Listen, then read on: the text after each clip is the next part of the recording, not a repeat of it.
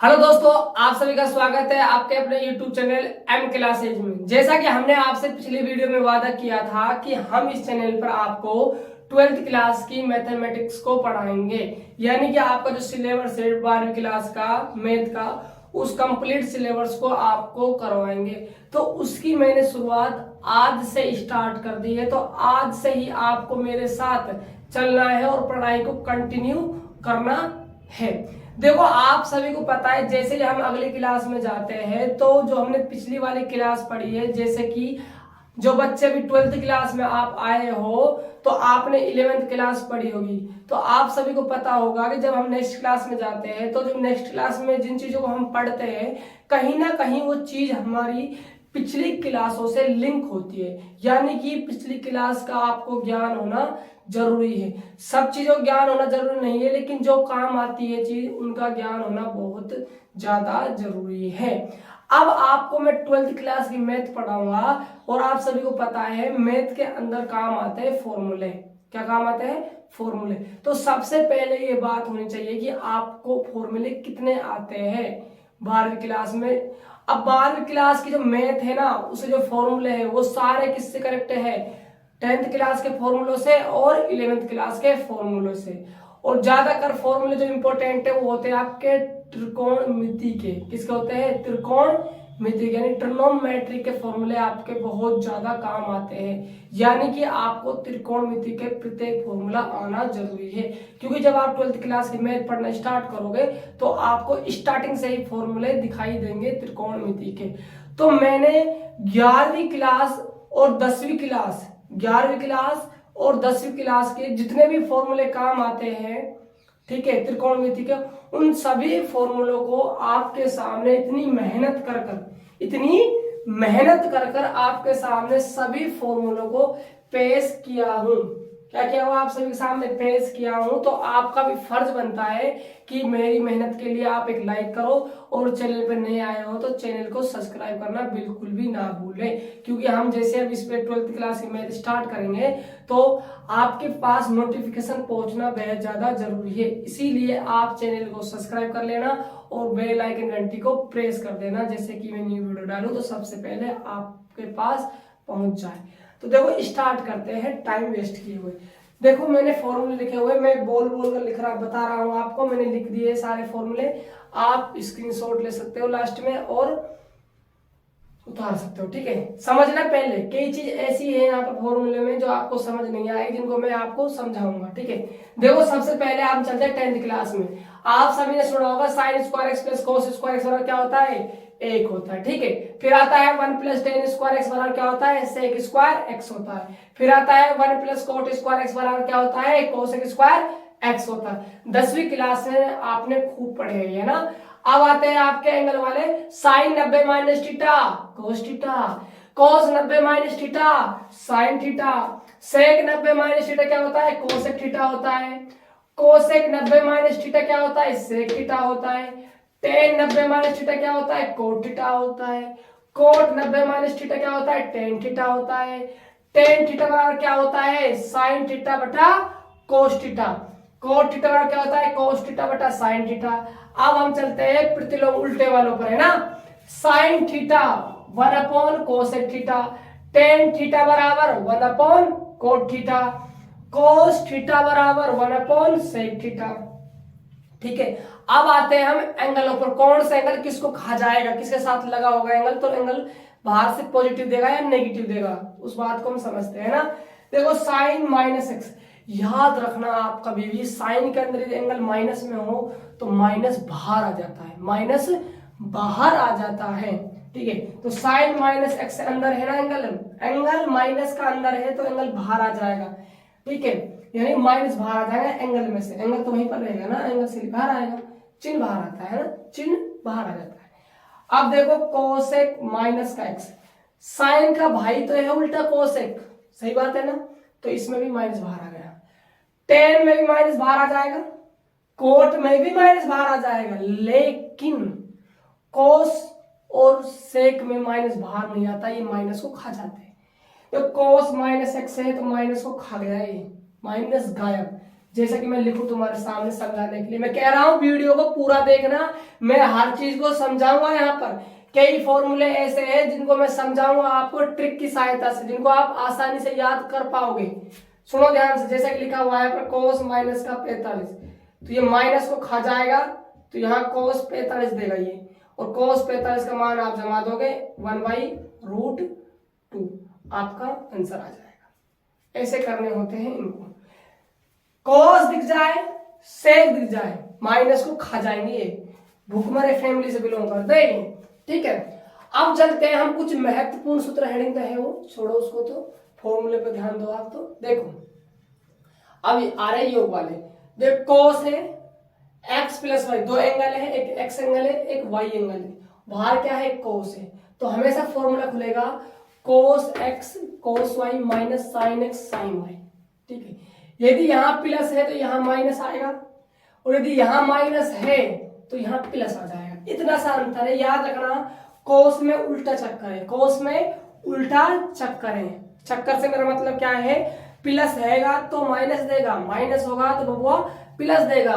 क्या करेगा, प्लस देगा। यहाँ प्लस था तो माइनस दिया, यहाँ माइनस है तो यहाँ प्लस मिला। ठीक है, आगे चलो। देखो अब यहाँ से नजर भरकर देखो, अब मैंने क्या किया, इन दोनों को जोड़ दिया। देखो cos x प्लस वाई और plus cos x minus y. जब आप इनको ऐड करते हो तो आपको दिखाई दे रहा होगा ये माइनस का ये प्लस का, खत्म कहानी इन दोनों की। ठीक है, ये वाला जुड़ेगा, दोनों सेम ही तो है, दो लिख दिए मैंने, दो cos x cos। ठीक है, अब आ जाइए आगे। मैंने क्या किया, इस वाले में से इसको घटा दिया। अब जब ये घटेगा तो ये माइनस का ये माइनस का, माइनस प्लस कैंसिल आउट, ये माइनस सेम जुड़ गया, माइनस का 2 sin x sin y। अब देखो अब ये sin x प्लस वाई ये खुल जाएगा कैसे, sin x cos y plus cos x sin y में। ठीक है, अब देखो यहाँ sin x minus sin x minus y है ना, तो sin x cos y यहाँ प्लस है, यहाँ minus cos x sin y है।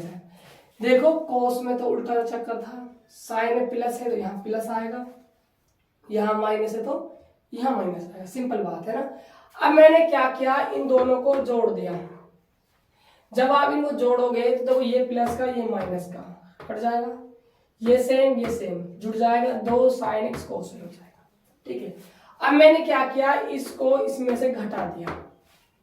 ठीक है, जब आप घटाओगे तो यहाँ माइनस, यहाँ ये माइनस माइनस क्या हो जाएगा, प्लस, ये प्लस ये माइनस कट गया, ये प्लस जुड़ जाएगा, क्या आ जाएगा, 2 cos x sin y।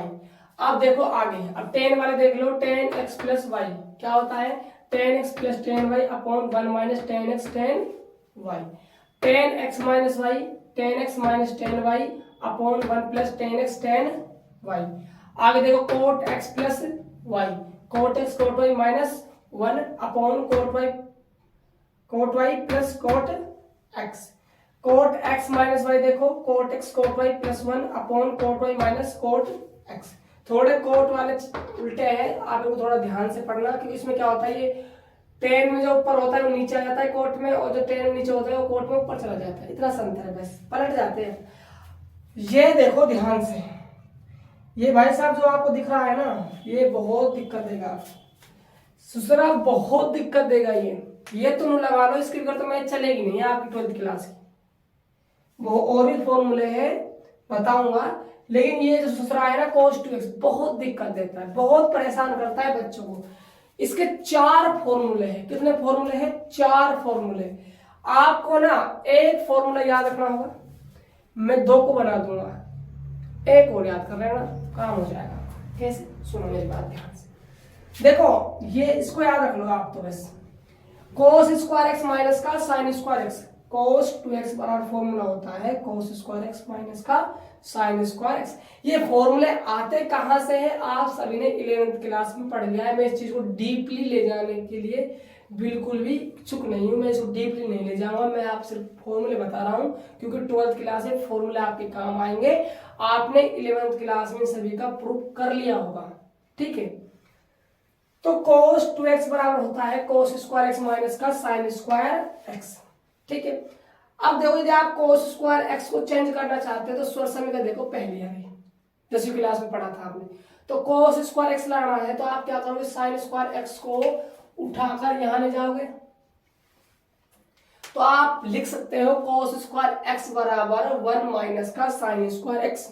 तो आप यहाँ क्या रखोगे 1 माइनस का साइन स्क्वायर एक्स, 1 माइनस का साइन स्क्वायर एक्स, ये माइनस का साइन स्क्वायर एक्स और ये माइनस साइन स्क्वायर जुड़ जाएगा तो माइनस का 2 साइन स्क्वायर एक्स, तो 1 minus 2 sine square x.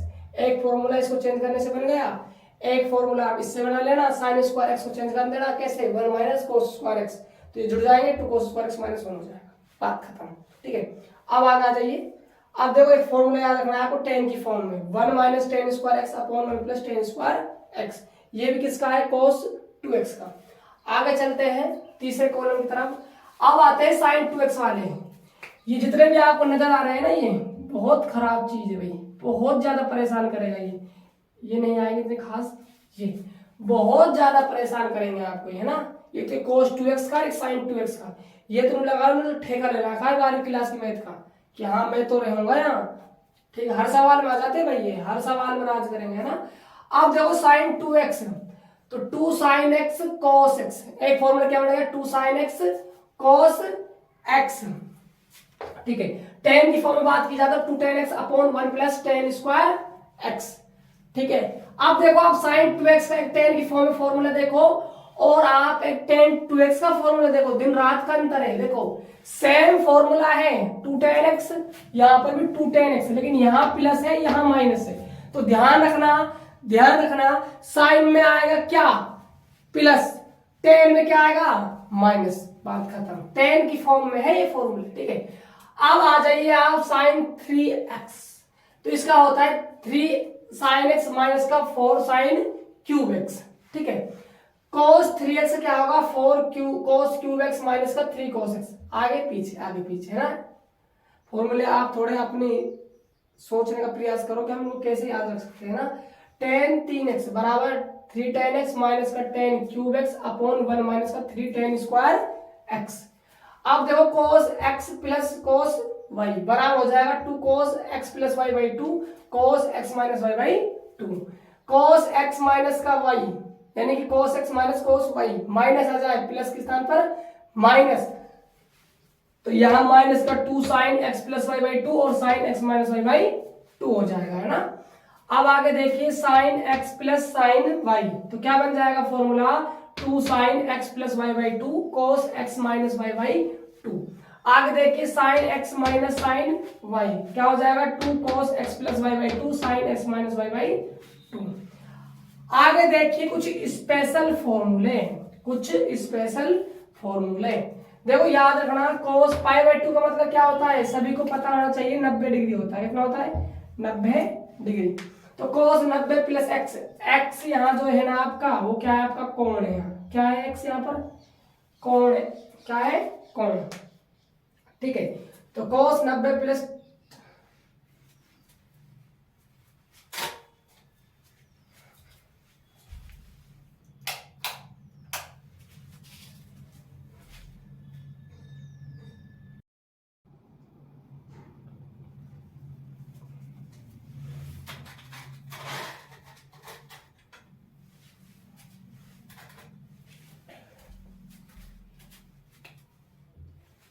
X क्या है आपका यहाँ पर, एक्स यहाँ पर आपका क्या है कोण है, क्या एक्स आपका यहाँ पर कोण है। ठीक है, तो cos 90 प्लस एक्स यानी cos 90 प्लस थीटा, हमेशा याद रखना माइनस क्या होगा साइन एक्स यानी कि साइन थीटा, थीटा के दो एक्स के दो कोण है, यहाँ पर एक्स क्या है कोण, थीटा होगा तो हमें थीटा नाम देंगे, एक्स होगा तो एक्स देंगे, वाई होगा तो वाई देंगे। आगे देखिए साइन 90 प्लस एक्स, तो हमेशा आएगा cos x, किसका धनात्मक प्लस का। जब cos पाई का मतलब होता है 180 डिग्री, कितना होता है 180 डिग्री, तो cos 180 माइनस का x माइनस का cos x, sine 180 minus x sine x, cos 180 plus x minus का cos x, sine 180 plus x minus का साइन x। देखो ये प्लस माइनस क्यों बन रहा है, आपका दिमाग यहाँ काम करना चाहिए कि जो प्लस कहीं माइनस कहीं प्लस ऐसा क्यों हो रहा है।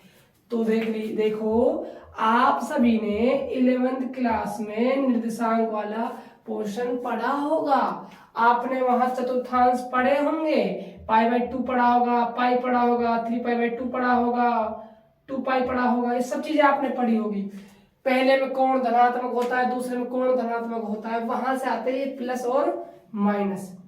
ठीक है, यदि आपसे चीज नहीं आती है तो मैं इसके लिए आपको अलग से वीडियो बना दूंगा, आप मुझे कमेंट बॉक्स में जरूर बताना। ठीक है, आगे देखो, अब आ गया cos 2π - x। देखिए पाई मतलब 180 है, 2 से गुणा हो गया 180 तो क्या हो जाएगा 360, तो cos 360 - x हमेशा हो जाएगा cos x।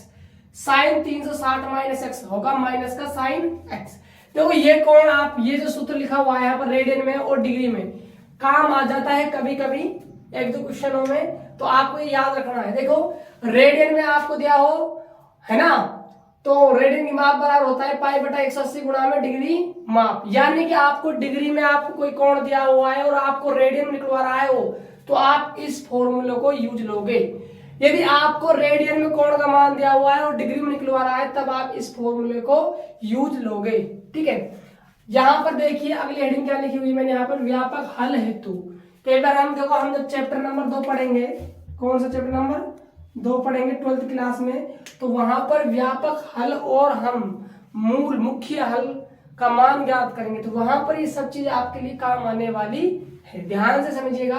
देखो साइन x बराबर 0, यानी कि साइन 0 कब होगा, साइन थीटा बराबर 0 कब होगा, जब होगा जब x बराबर क्या होगा n π, n क्या है यहाँ पर z, z क्या है पूर्णांक, यानी जो n आपका जो बिलोंग करना चाहिए z से। ठीक है, cos x बराबर 0 क्या होगा, जब x जो है आपका कोण है उसका मान क्या हो 2n + 1 और π/2, और n कहां से बिलोंग करता है पूर्णांक से। sin x बराबर sin y, तो x बराबर n π + 1 - की power n y, n belong to z। cos x बराबर cos y बराबर x बराबर 2n π ± y, n belongs to z। ठीक है, 11th क्लास में आपने सभी चीजों को डीपली पढ़ा होगा। इन चीजों को मैं आपको 12th क्लास में पढ़ाऊंगा, चैप्टर नंबर 2 आपका पढ़ाऊंगा, आपको सेकंड नंबर से मैं स्टार्ट करूंगा, तो मैं वहां पर दोबारा से इन सभी चीजों को आपको बता दूंगा। ठीक है, फिलहाल आप इतना याद रखिए, कुछ ऐसा काम होगा इसके अंदर। ठीक है, tan x बराबर tan y बराबर x बराबर n π प्लस में y, और n बिलोंग करना चाहिए किससे, z से। z क्या है पूर्णांक। sin x का ग्राफ हमेशा याद रखना, sin x ग्राफ 0 से स्टार्ट होता है, इधर भी और इधर भी। ठीक है, cos x ग्राफ ऊपर से स्टार्ट होता है, यहाँ से ऊपर से स्टार्ट होता है, तो ये आपके sin x का ग्राफ हो गया और आपका ये cos x का ग्राफ हो गया, और ये कुछ महत्वपूर्ण फॉर्मूले हो गए त्रिकोणमिति के। ठीक है, तो मिलते हैं नेक्स्ट वीडियो में, और हम स्टार्ट करेंगे 12th क्लास का चैप्टर नंबर 2। यदि वीडियो आपको अच्छी लगी हो तो वीडियो को लाइक करना, शेयर करना, और चैनल पर नए आए हो तो चैनल को सब्सक्राइब करना।